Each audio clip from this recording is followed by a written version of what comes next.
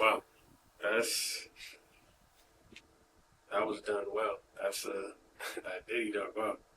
Oh man. So after watching it, 4 episodes on Netflix, did you learn anything new that maybe you didn't know about P. Diddy watching that? Yeah, I learned a lot. I learned mostly the things that I didn't know was like his upbringing, his childhood, but I kind of would already assume those things, like the household he grew up in with his mom. I heard about his father being in the hustle game, in the drug game and getting murdered, so I knew he was raised by a single mom, and I kind of could see his childhood. I knew it was kind of like that, right? Yeah. Other things that I learned about Puff was, I didn't know was that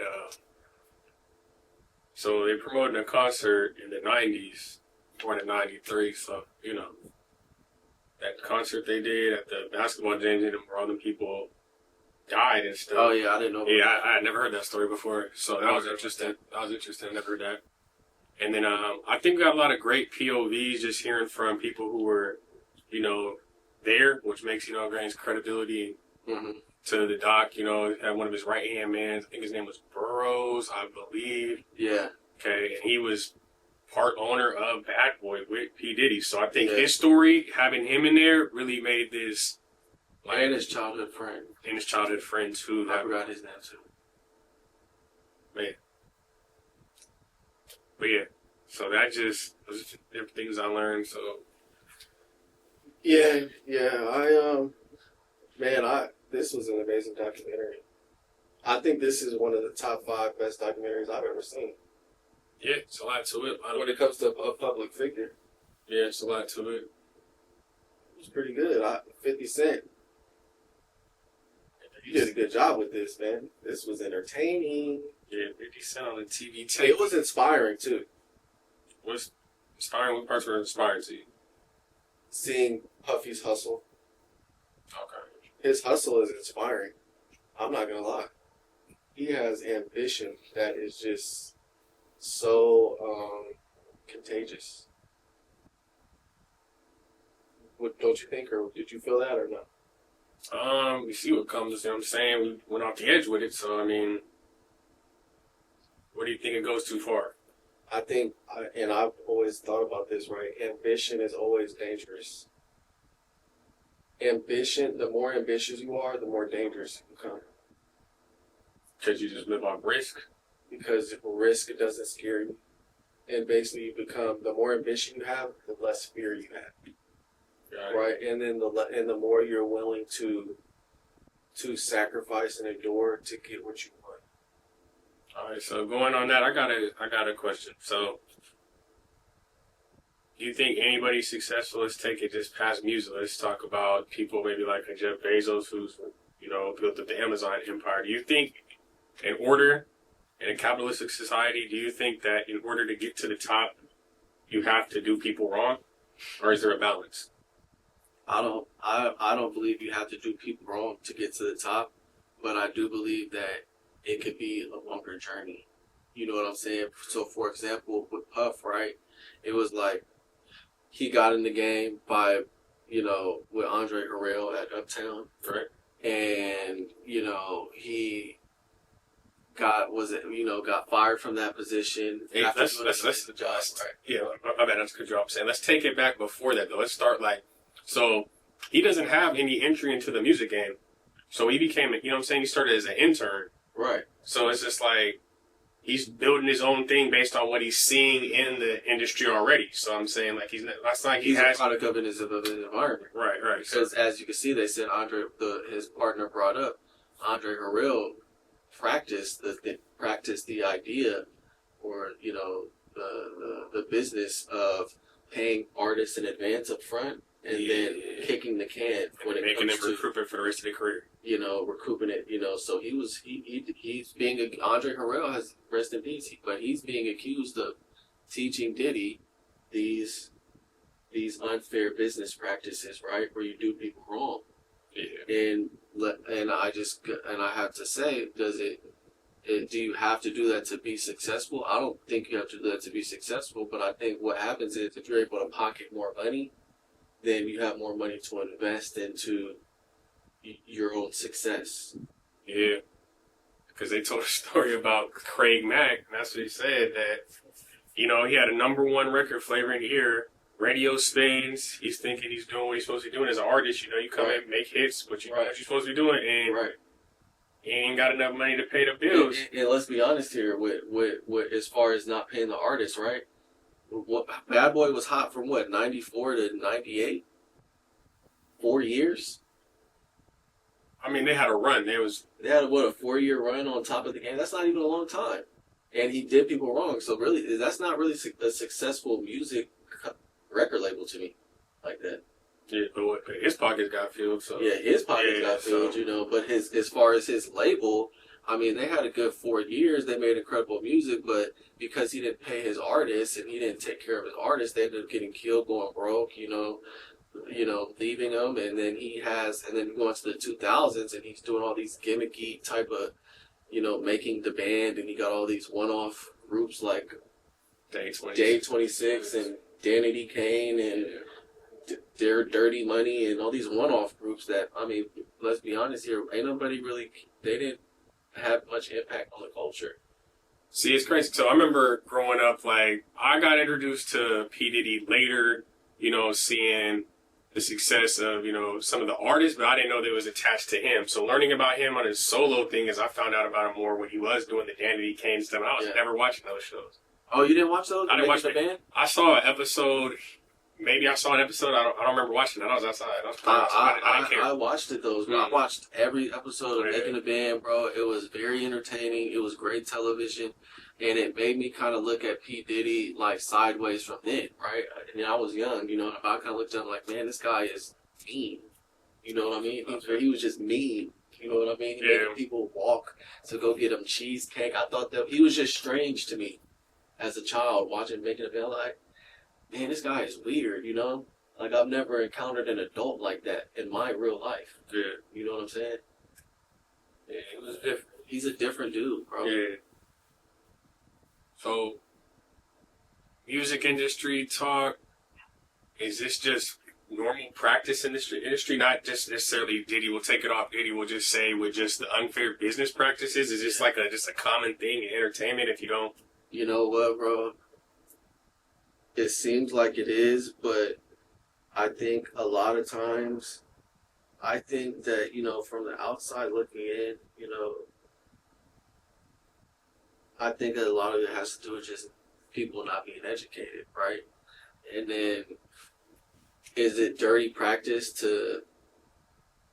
in business to educate somebody before you give them a contract? Yeah, are you responsible for that? Or is that considered dirty? Answer that question for me. Yeah. So say you have somebody, right, who you want to sign, right, and he tells you, man, I don't know nothing about this contract we signed, but you're like, well, I'm gonna give you $50,000, we'll take care of it, you know. And do you feel like you're a mean-spirited person if you don't educate him on the contract and go through all the details, or do you feel like that is a part of the game? That's a good one. Me personally, that's why, yeah, it's tough. You're not necessarily responsible.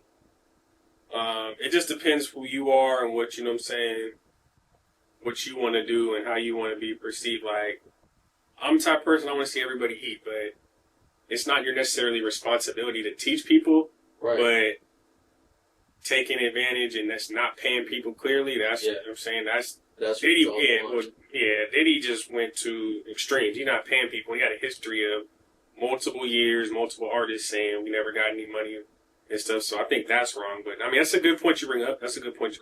Yeah, and see, I do agree with that. See, I don't necessarily feel like Diddy's wrong, maybe, or a lot of these music executives are wrong when it comes to not educating their artists, right? People need to educate themselves. You're an adult, right? And then at the same time, when this person needs to get paid, you don't have someone work for you and not pay them. Yeah. I would say this. You need to pay people, especially today. Work. That's right. I would say this in today's time, especially right now.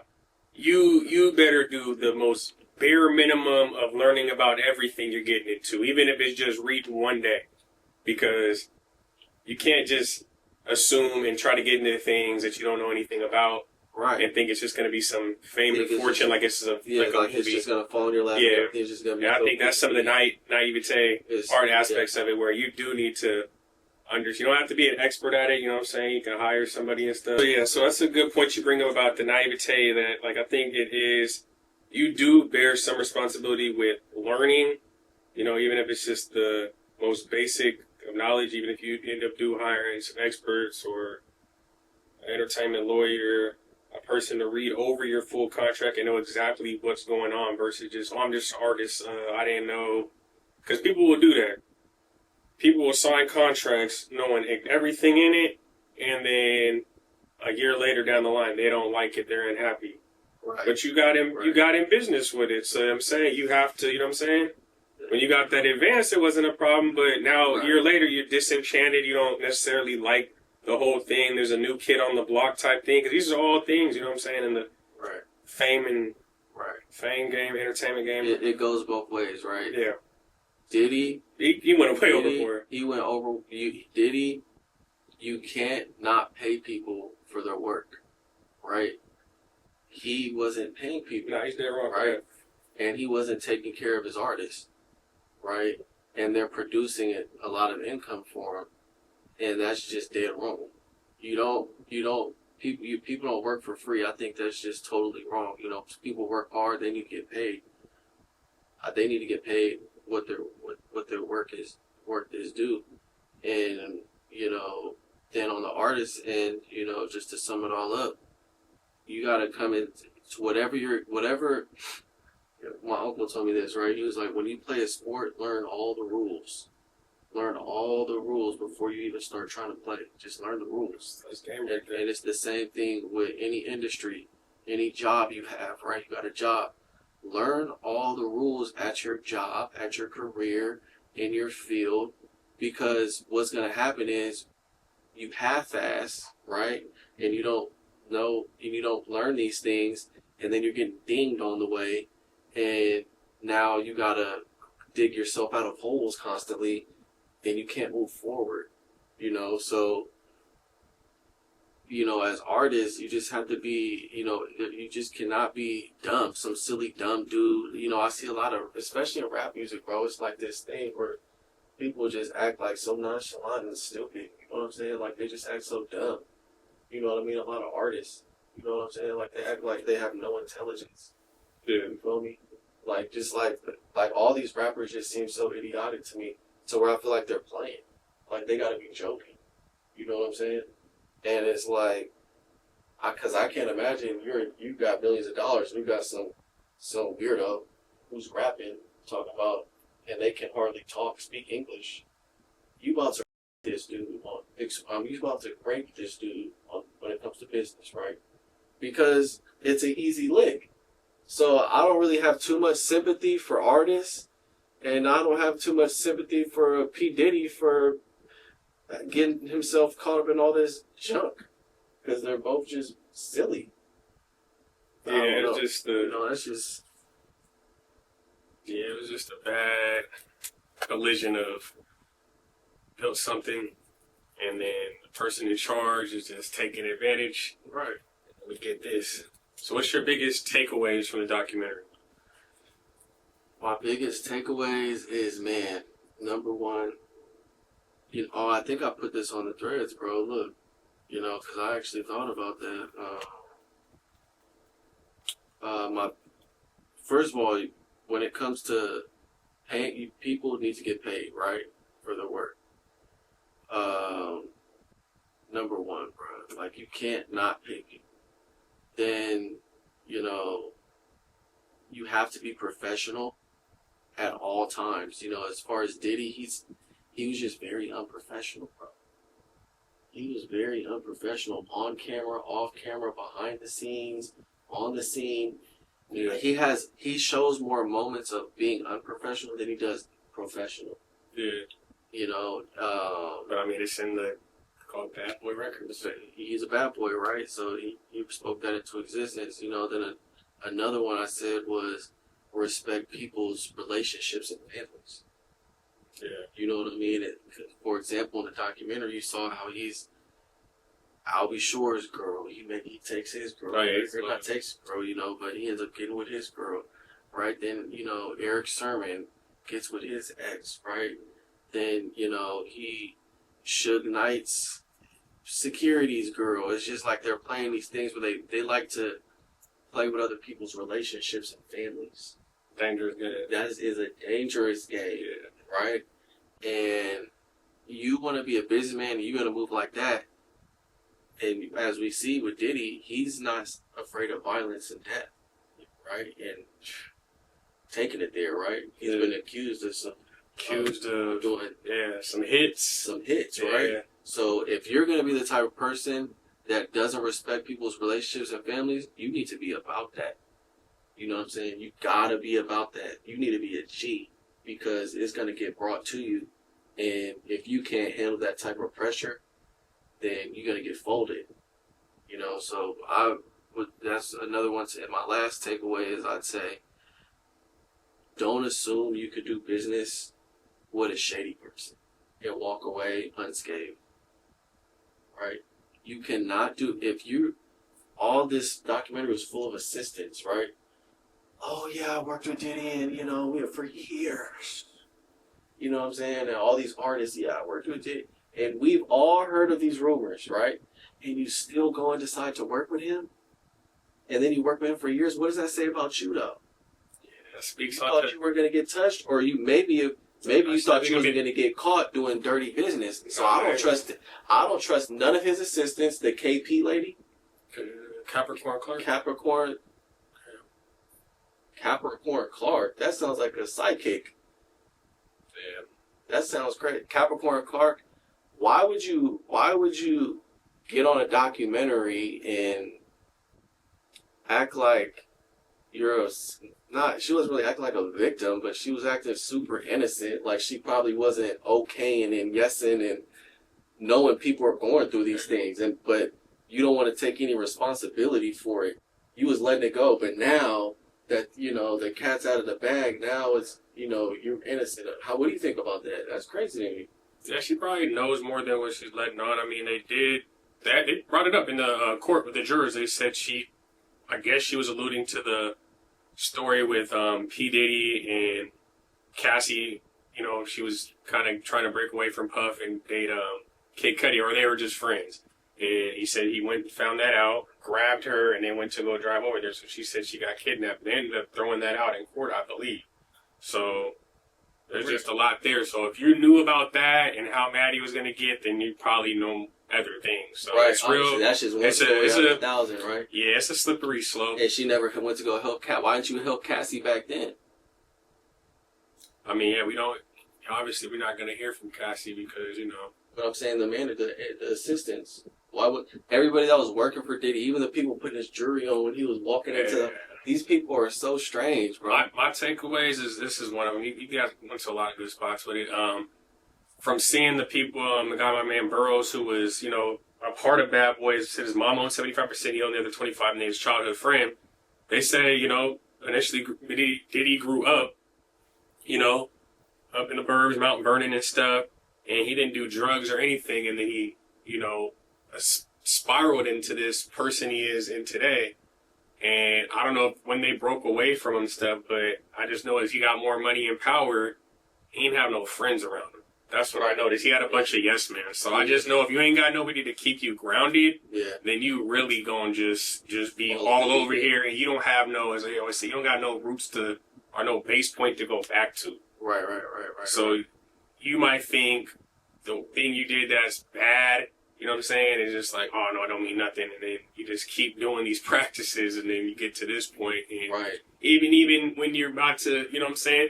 Because that was the thing. Some of this footage is from 6 days. That's what I wanted to talk to you about. Some of this footage is from 6 days before the trial. So they said he had somebody videotaping him as if he was going to beat the case type thing. Right. And at the last minute, they gave it to 50 Cent. So they sold it because they didn't have no alliance with him. Right. So they sold the footage. Right, didn't pay him.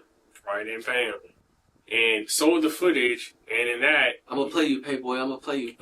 Playboy. You still on camera talking about, when this is over, all the people talking crazy, and it's just like making it seem like they just made this up. I want to ask Diddy this: like, when someone's like, "Hey, where's my money?" and you owe them money, how does that make you feel good to not pay somebody that was doing work for you?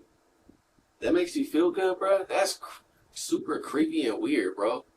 Pay people for their work. That's so strange. And then he got the audacity to talk about his name is Love. That's what I'm saying. That's that arrogance when you start going to a different world, bro. You ain't got no baseball, and not one person around him saying, "Bro, you need to chill. Like you need help. He needs help. You need help. He's a psychopath. Yeah, you need help, bro. P. Diddy, you are a psychopath, brother. Yeah. Straight up. Now your name's Love. Now you trying to rebrand. Like you just crazy, bro. Yeah. So it's a good question to bring up next because he's not the only artist, person in, history to have problems, issues, and stuff. Will you be able to separate? I mean, in his instance, a lot of artists made the music. He's not necessarily like singing. He might have produced them. Can you separate the man from the music? Can you listen to? Of course, bro. Okay. At the end of the day, when it comes to some of, I'd probably say 70% of his product, it was phenomenal, right? How he put together Jodeci and Mary J. Blige and Faith Evans and all those producers he had that he was able to collect that great music from, and as an executive, he was a phenomenal executive producer. I think P. Diddy's best title that he performed best at was an executive producer. We love, especially as black people, the Puffy who was the executive producer for this music stuff. All this other stuff, all this the Diddy parties and all this extracurricular things, the Sean John brand and all that. People didn't really care for that. People fell in love with the music that he was putting together, on Bad Boy. So, and it's so good that people aren't going to stop listening to that stuff because that's people's hard work. It's not him on the records. Yeah, that's true. What does this lead for?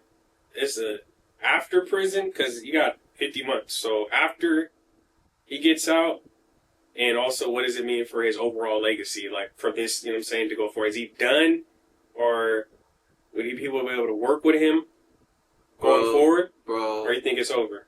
People are absolutely gonna work for him. They're gonna, like I said, they're gonna get themselves. They're gonna go play with fire and get burned, right? Just like all the other people that worked and did music business with him, they're gonna play with fire and get burned. And we're gonna have another, scenario of these sad stories, right? So he's definitely gonna, but I think that, and I also saw in the 50, he did an interview with ABC, right?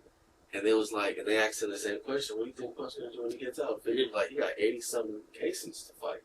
His money's gonna get exhausted from having to pay all these legal fees, right? And if that happens, then it could be the end of the end. He could end up like OJ. Remember what happened to OJ? He kind of just. I was just gonna say, I could see what you're saying about people who want to go play with fire. I think in this situation, I think it's raps. I think it's sticking a fork in them. Well done. And what exactly is going to be the fork? I think it's just because it ain't the prison because he's getting out. Yeah, I think it's just your reputation is done. If you write a book, I don't think people want to I think it's just one of those. It's just I think it's his reputation's. Yeah, I just don't think people want to hear. Yeah, sometimes people want to hear the redemption story because what I'm saying. The redemption story always lives in the world. But I just think in this case, I just think it's too much he's fighting against when he gets out because this was 50 months was some people I think after watching this, he should have got more time. So for sure. So after he gets out or whatever happens, I think he's going to be fighting so many things. I think it's going to be radio silence for him. And I'm going to be honest too, bro. If he didn't have the rest of these cases to fight when he gets back out, I think he'd be able to make him come back. I think it's the cases that are going to get in the way from him being able to really focus and execute on a marketing plan that would allow him to be reinitiated into society, right? Because obviously he would have to plan. If I'm his PR, right? Mm-hmm. If I'm his PR, right, and I'm like, all right, Diddy, you're out of jail. We need to get you back into the flow of things. We need to revamp your image, right? The first thing I would start doing if I was him is just start investing, a lot of money into hospitals, parks, schools, museums. Rebrand himself. He needs to get off the front pages and off this party stuff and start becoming more of a philanthropist, right? And start giving some of this money that he's collected and quote unquote stole, right? Yeah. Away back to rebuilding society, right? Because he's done so much for himself that now he needs to repay society in some tangible ways. And, and really make a difference in the world beyond just talking about I'm Mr. Love Guy, stuff like that. Put your money where your mouth is and really get out here and put some libraries in these underperforming communities, build some new infrastructure, put together something, make society a better place. And it needs to be thoughtful and it needs to be serious. Yeah, I mean, that would be one way. Yeah. Yeah. If you were his PR, how would you approach that, right? How would you do it? I ain't rocking with him. But yeah, if you want to restore the image, definitely do something for people, outside of you saying, like you said, being selfish. That's just what it comes down to. All these people get money and wealth, and they claim they do tax write-offs from time to time. But where's the actual tangibility in seeing what you did? Right. And here's another thing, right? Go through these 80 some odd cases you got, and then organize the ones where you actually owe these people some money, right? Like the producer Little Ron, who never got paid, right? He got $29,000. Let's go ahead and give him his money that you owe him, right? All the people that you need to go ahead and pay, go ahead and pay them, right? Settle that, and then now this other crazy stuff that he got, these freak off stuff that he got lined up, right, with these people. He need to figure that out, right? But I don't know, bro. I think he might like be I cookies. said, I think it's He might be raps. cookies. I think it's raps. His ego's too big to do any of this kind of stuff. Yeah, as I'm saying, it sounds good, but it's why he's at where he's at right now. Yeah, and then here's another unfortunate thing is, his children have all this, this like trampoline of like wealth to jump off of and build and extend his empire, and it's like we don't really see them doing that. He really only taught them how to dance. It seems like. Like one boy I listened to his music, Christian Combs, you know what I'm saying? Yeah. He was, doing his thing and stuff. I thought he was cool. He had a cool song with Chris Brown, but his vibe was cool. I But it's just like, because of his name being so prominent, it's just like you messed up. People don't really take him. People don't, as an artist, I feel like people don't really see him as an honest, like, rapper. You know what I'm saying? They don't really believe his story or what he got to say. I was just going off the vibes. I thought he had vibe music. It was a nice vibe. I just didn't, heard from him and then I've never heard from him since. But right. Maybe he's not consistent with it. I don't know. But every time I see his sons, they like doing it. They doing like the electric slide or something in pajamas somewhere. They seem unserious. Like they not really trying to do nothing. So then it's like, he would have more of a chance. I mean, they daddy's rich. Byproduct, they rich. To an extent. Maybe. Unless he ain't rich. Yeah. I don't know what they're doing. Every time I see they doing the electric slide. Yeah. What do they be doing? What do they be building? They seem unserious. Yeah. Let's talk about this Shine case. Remember that from the documentary? Yeah. I guess Shine was one of his artists, and they were at the club one night. That's when he was dating J-Lo. This is when Diddy. I remember that era. Yeah. I vaguely remember that when he was dating J-Lo. So yeah, I remember that. Yeah, they had a shootout in the club, and when the dust settled, I never heard about that stuff. Yeah, I back heard then. about it years later. Like I heard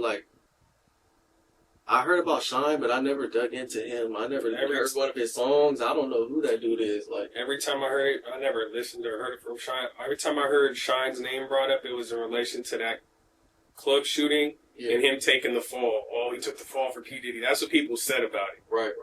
I don't know. I wasn't in New York. But that's what it's saying. So he went to prison for 10 years behind that shooting. Yeah. And I want to ask you. What I feel about it? If you was with your man and he the breadwinner, he's getting money. This man can't take this. Imagine, bro. This is fictional, bro. This man getting too serious. Your man, breadwinner, does some stuff. Could you take the fall for him and do some time? Nah. Take your own fall, buddy.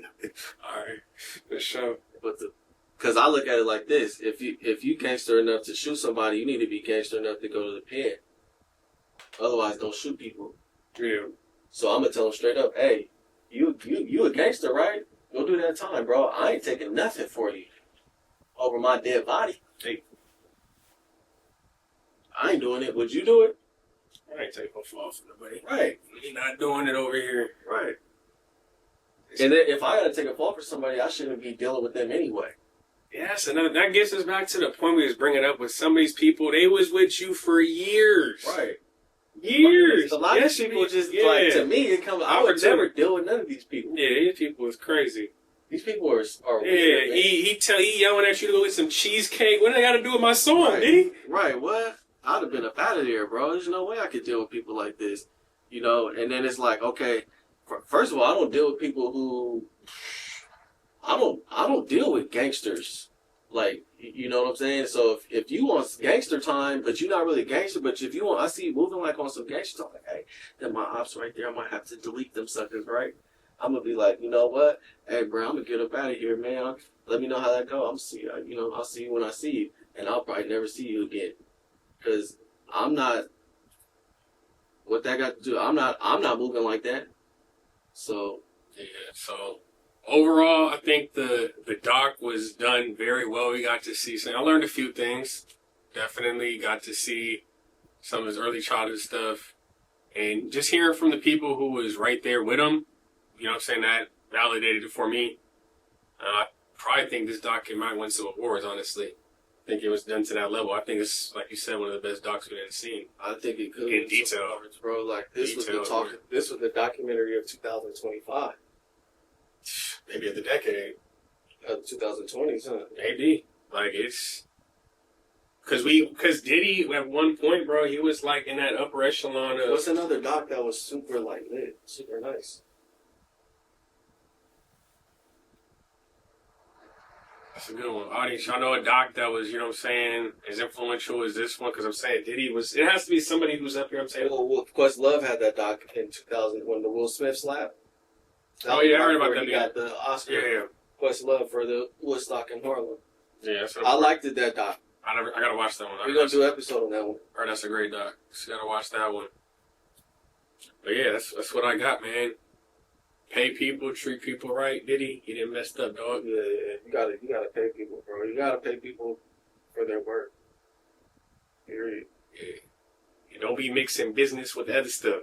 Yeah, and don't think you can do business with people, with bad people, and not get associated as a bad person. So if you doing business with Diddy and he do freak offs, everybody gonna look at you like you freak off, right? So you need to be mindful about the people you do business with and you align yourself with. Yeah, don't sell yourself. Walk yourself straight into a trap. So that's what what I got. else? What else we got from the doc? That's About it. The documentary was good, man. It's, see y'all on the next episode. Yo. Get it.